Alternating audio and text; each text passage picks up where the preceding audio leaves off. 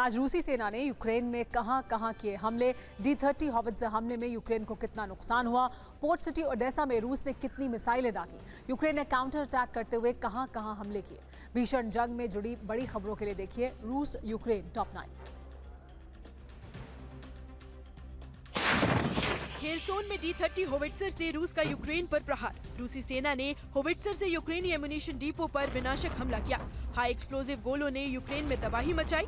रूसी हमले में यूक्रेनी डिपो तबाह हो गया। डिपो में आग लग गई। डिपो में रखे गोला बारूद जलकर खाक हो गए।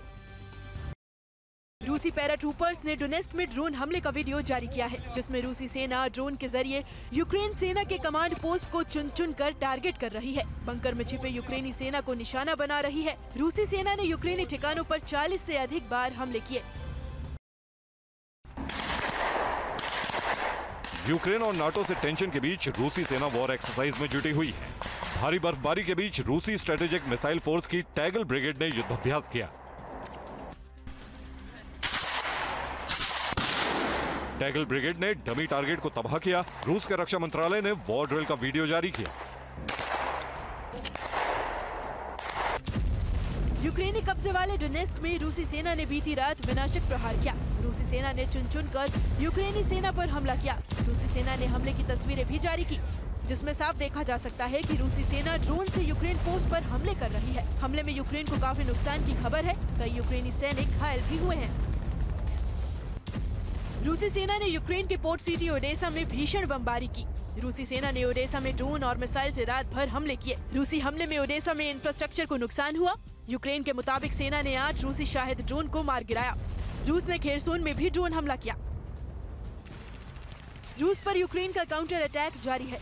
यूक्रेनी सेना लगातार रूस के शहरों में हमले कर रही है। यूक्रेन ने बेलगरोद में भीषण हमला किया। यूक्रेन ने रिहायशी इलाकों को टारगेट किया। यूक्रेन हमले के बाद बेलगरोद के एक घर में आग लग गई। पूरा इलाका काले धुएं से ढक गया।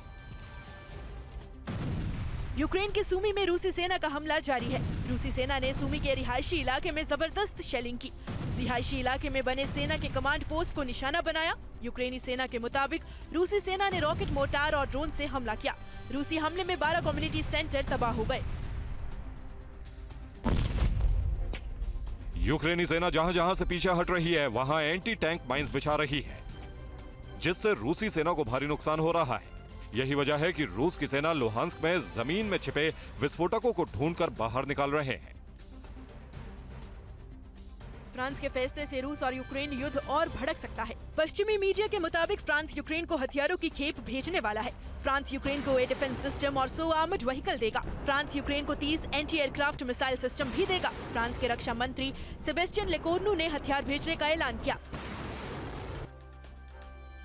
और अब खबर इजराइल और हमास युद्ध की। IDF ने पिछले 24 घंटे में गाजा में कितने हमले किए, शिफा में एयर स्ट्राइक से हमास को कितना नुकसान हुआ, हमास की टनल को इजरायली सेना ने कैसे तबाह किया। वॉरजोन की विस्फोटक खबरों के लिए देखिए इजराइल फिलिस्तीन टॉप 9।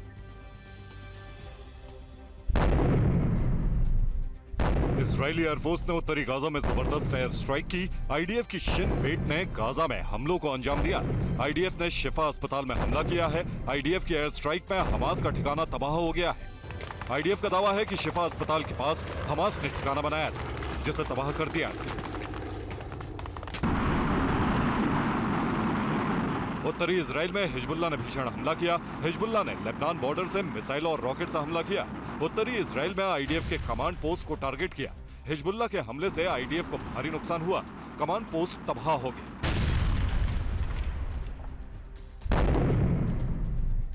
इजरायली सेना पर हिजबुल्लाह ने हमले तेज कर दिए हैं। इजरायली सेना पर हिजबुल्लाह का बड़ा हमला।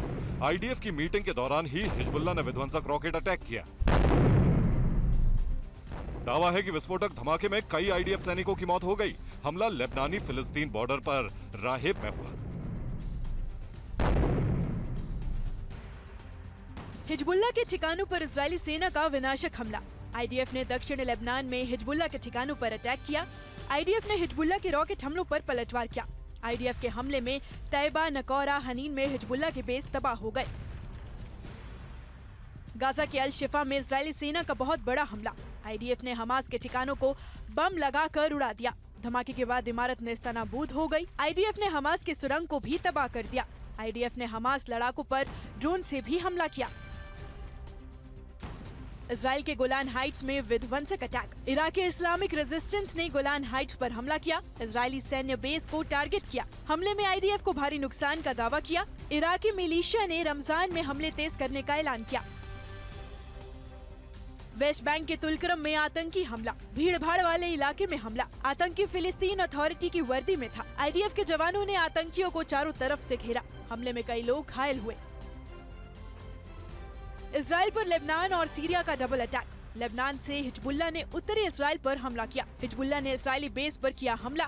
सीरिया से भी इजराइल पर मिसाइल अटैक। गोलान हाइट्स पर सीरिया ने दागी मिसाइलें। भारी तबाही का दावा किया। गाजा में युद्ध के बीच इजराइल में विरोध प्रदर्शन। तेल अवीव की सड़कों पर उतरे हजारों इजरायली लोग। बंधकों की रिहाई को लेकर विरोध प्रदर्शन। प्रदर्शनकारियों ने नेतन्याहू से बंधकों पर डील करने की मांग की। प्रदर्शनकारियों और पुलिस के बीच झड़प हुई। चीन ने H-20 जियान स्टेल्थ बॉम्बर का पहला वीडियो जारी किया। नेदरलैंड्स ने बॉर्डर पर क्यों तैनात किया पैट्रियट मिसाइल सिस्टम?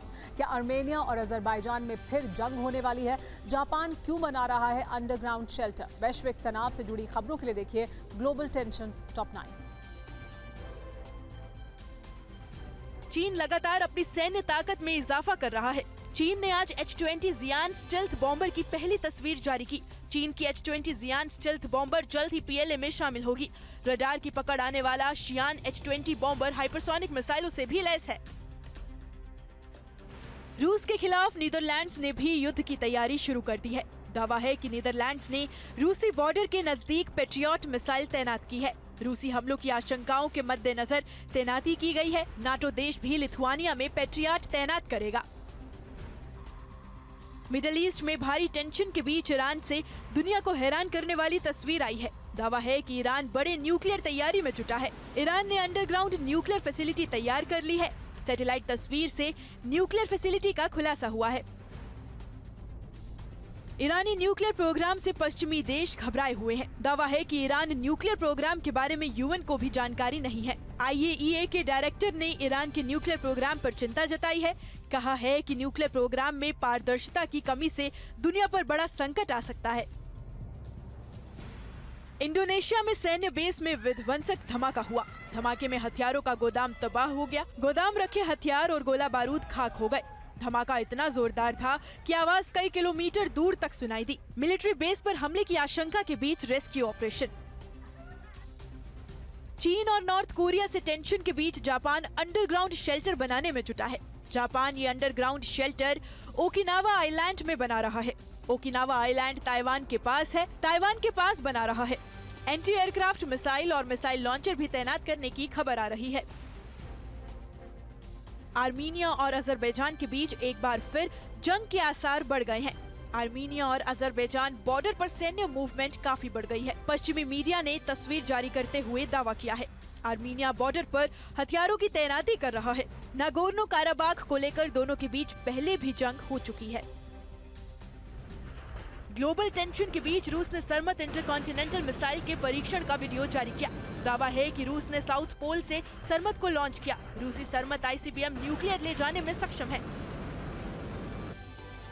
यूक्रेन के सूमी पर OGAB 1500 महाबम से हमला। महाबम से हमले के बाद आसमान में काफी ऊपर तक धुआं उठता दिखाई दिया। कई किलोमीटर धमाके की आवाज सुनाई दी। यूक्रेन का दावा है कि रूस ने पहली बार OGAB 1500 महाबम का इस्तेमाल किया।